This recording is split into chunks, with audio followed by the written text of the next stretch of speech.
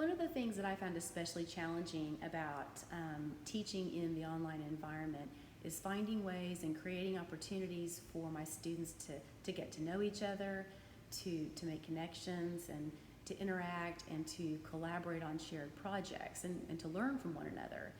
And I've also found that they really don't enjoy group work if it requires them to communicate synchronously or if it results in a shared grade.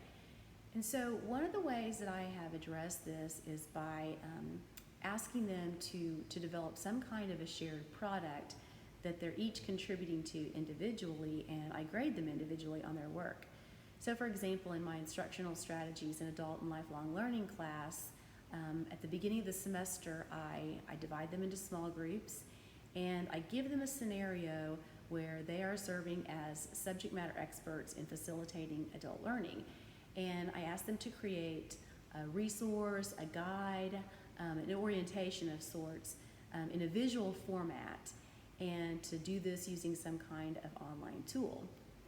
And then as we move throughout the semester, this is a semester-long project, and as we move through the semester and the material, they each continue to contribute content. So for example, we get started by talking about the characteristics of adult learners and what sets adults apart from children in the learning environment, and we cover teaching strategies and techniques, and for example, evaluating learning and how to do that.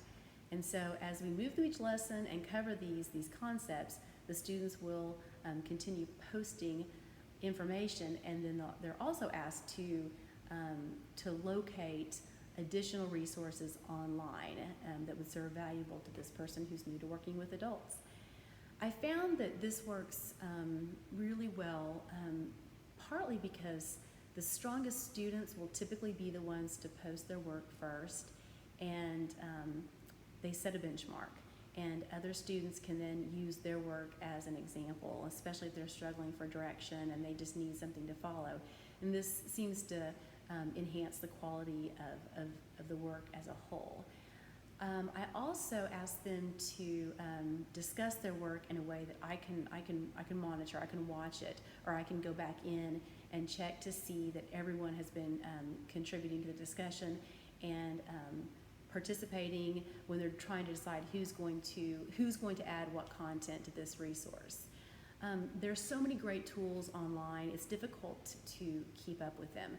But in my experience, the students are really good about locating new options and really helping me understand how to use them. So this is just one way that I've found to increase collaboration in the classroom.